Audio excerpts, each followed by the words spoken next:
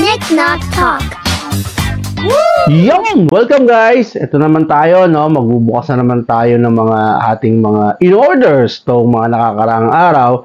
Medyo matagal tayong hindi naka-buy kasi medyo nagbabagyo ngayon at medyo malakas ang ulan. Kaya yung mga ating mga kaibigan sa Lalamove at sa mga Grab hindi makapag-deliver. Pero still, nakakuha pa rin tayo. Meron tayong isang nakuha rito guys. Actually, matagal na to. Kaya lang medyo inabot ng matagal, no, doon sa aking pinagbagsakan, no, yung pinakuha. Kasi meron ako nakuhang item, no, galing kay Sir Sebastian Valencia, no, shoutout sir. Kung may deal po kayo kay Sir Sebastian Valencia, napaka-legit niya, napakadaling kausap. Kasi taga Bulacan siya, and then meron tayo mga kabis partner taga Bulacan, doon ko pinadrop, and medyo tagalan yung pagkuha ko kasi nga biyata po sa Bulacan. No? Anyway, ito yung item na nakuha natin sa kanya. This is a Star Wars figure, no? Purge Trooper. Okay, ito yung last year pa to, alam ko, 2022 Summer Convention. Nakuha natin sa kanya ng murang-murang price, no? So, it's still price. Right now, I think marami nito lumalabas, I don't know, pero ang presyo nito is, I think, nasa 1 plus or 1,000 nung nilabas to, no? Pero ngayon, nakuha natin siya kay Sir Sebastian. So, maraming salamat, sir. Maganda yung box niya, actually. Ayan, makikita nyo, malinis na malinis yung box niya. Ayan, oh. Diba? Ganda! Ganda, ganda. Tapos, may kasama pa siyang protector, no? Bago pa. May film pa na. So, ito yung nakuha sa kanya. So, pinaksuyo natin to sa isang nating kasamahan, no? Sir Ben De Leon. Maraming salamat, sir, sa pag-meet nyo sa kay Sir Sebastian, no? Sir Sebastian Valencia. Shoutout, sir. Ganda, ganda, ganda. So, alam niyo naman, hindi naman tayo Star Wars collector, pero nakita natin siya, medyo maganda yung impression bigay niya, kaya binili natin, no? So, lalabas to doon sa ating, for sure, sa ating page na Nick Knock Finds, yung Lucky Finds Collect, no? Para Nick Knock Finds, para at least mas makonect po sa channel natin na para madaling tandaan. Okay? So, ito yun. Ito yung nakuha natin. Unang pop sa kanya. Checkin natin yung PPG value niya kung magkano, no? So, right now, this pop is 1 year old na. 2022 to eh. Kasi nga, oh, Summer Convention, okay? So, tingnan natin ng kanyang value sa PPG. Ay, lumabas. Nagdoloko yun ako eh. Pang-up ko pag nasa Wi-Fi, ayaw. Pero pag naka-data, gumagana siya. Ganun din ba sa inyo, guys? Paki-comment below naman kung pareho po tayong experience, no? Pagyan natin Wi-Fi natin, and then, ayan, lumalabas, oh. Oh, actually, it's going good, no? 1,797.66 pesos na po siya right now sa PPG. Pero sa Pilipinas, syempre, alam naman natin, hindi sumusunod ng Pilipino sa PPG price. Pero anyway, nakuha ko to ng less than that, sobrang less, so kaya for me, this is a good deal, okay? So, Purge Trooper, ganda lang kulay niya, oh. Black and red, tas shiny yung pagka-black niya. Kita nyo ba? Pasensya na doon sa light, para parte na yung order kong setup. Medyo nag-improvise lang ako, kaya nakita nyo may light pang kailangan ko sa harapan eh. So anyway, matatanggal yan pag dumating setup, bago ng setup, okay?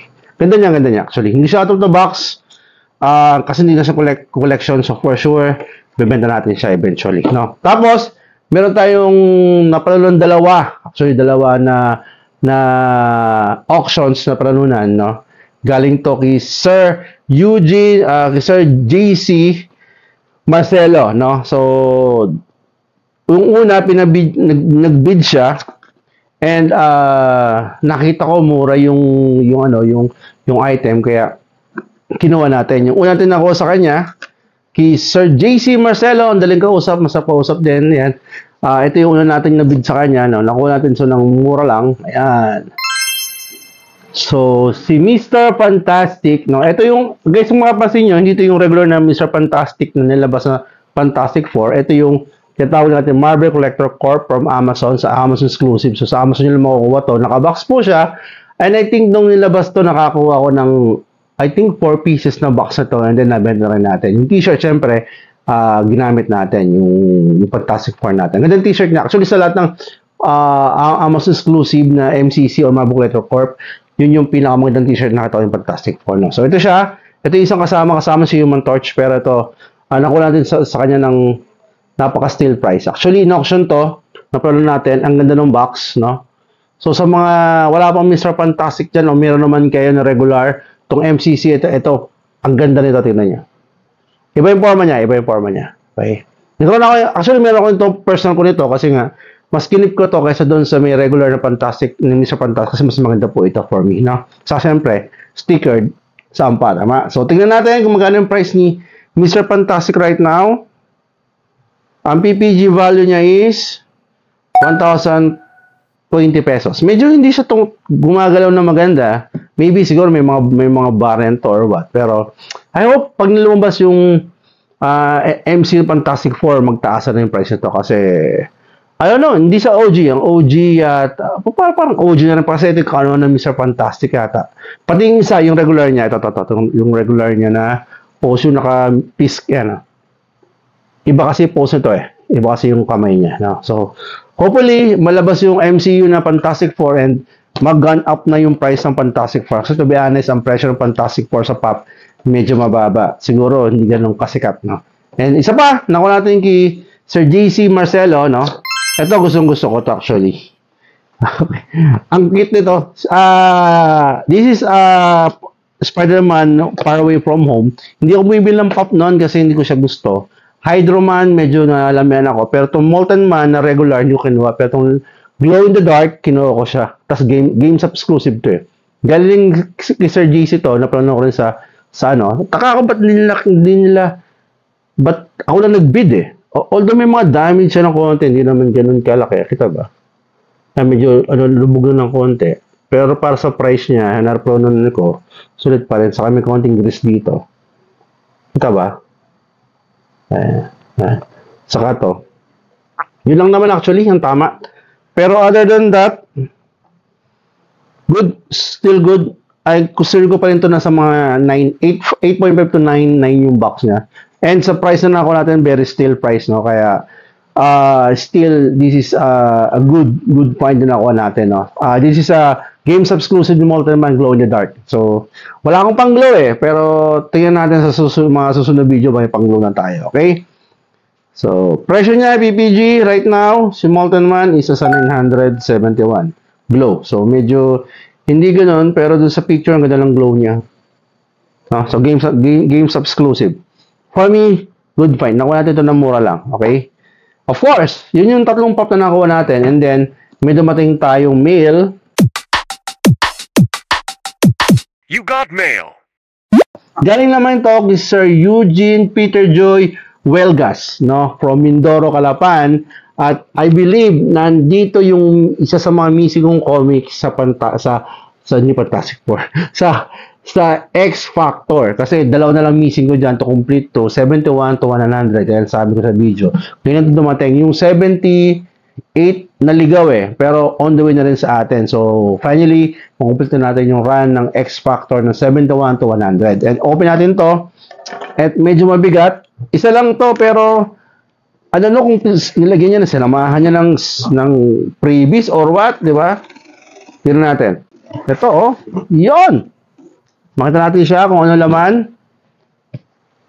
I think hindi lang isang comics to, Sir Eugene. Mukhang spoil mo naman ako masyado rito, ha? Hindi nga isa lang. Grabe naman, ang bait naman, Sir Eugene. Maraming salamat. Grabe naman. Nahiya tuloy ako, hindi ko lang. Next na po ako Mindoro, sana magkita tayo, makabawi ako sa'yo, no? So, eto yon. Eto actually yung binili ko sa kanya.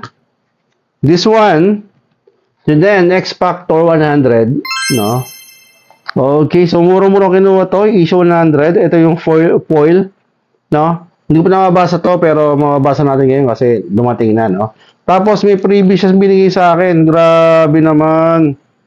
May kasama pang 101, oh. Wow. Grabe siya. Saka may kasama pang, ano to? Wow! X Factor na, na parang Philippine print, no? Wow. Although may tertiary ito, pero doesn't matter, print naman to, saka very rare na to, no? Yan, no? Nakuha natin, no? Tapos sinamahan pa niya ng common Common ba yun? I think ito yung common na 100, no? Wow. Tapos may extra pa akong 101. Tapos ito yung nakuha kong free. Mas maraming free kasi sa binayaran ko. So, Sir Eugene, napakabait mo. Maraming salamat. This is so much. Thank you very much. I hope pag-uwi ko ng Mindoro, magkapagkwentuhan tayo. Many thanks sa'yo. At guys, kung makikipag-deal po kayo kay Sir Eugene, no? Ay, Sir Eugene. Tama, Sir Eugene. Okay, kay Sir Eugene, napakabait po niyan. Tingnan nyo, binigyan ng freebies 3. Isabi nila, may freebies 3. Okay? So, grabe. Maraming salamat, guys, no? And nga pala, no, congratulations kay Sir John Lenrick, no, sa last video natin. Siya yung nanalo doon sa first 100 subscriber natin dito sa ating channel. And thank you for continuing support sa channel natin. And nag-grow na po tayo and hope ma-reach po natin yung 200. So, pag na-reach yung 200, so same thing. Magpaparapol po tayo or magpapag-giveaway tayo. Lagay nyo lang po doon. Siyempre, yung salitang NickNockTalk 200, kahit wala ng hashtag, basta nakatawag NickNockTalk 200, that's it. Pasok na po kayo, i-raffle po natin. Kung mas marami pumasok, mas marami po tayong parapol. Nung nakaraan, tatlo yung nag-entry, kaya isa lang na pamigay natin. Pero kung mas marami tayong makakapasok sa raffle, why not damihan po natin? Okay? So, before tayo matapos, guys, please give me a favor. Give me some love. Ipa-click lang po yung subscribe button natin and yung notification bell para once nagkakaroon po tayo ng mga gantong videos, magkaroon po kayo ng notification at makita nyo kagad. Okay? So, again, guys, maraming salamat po sa inyo. This is NickNockTalk. Signing off for now. Bye, guys. Keep it safe and happy hunting. Bye! NickNockTalk. Woo!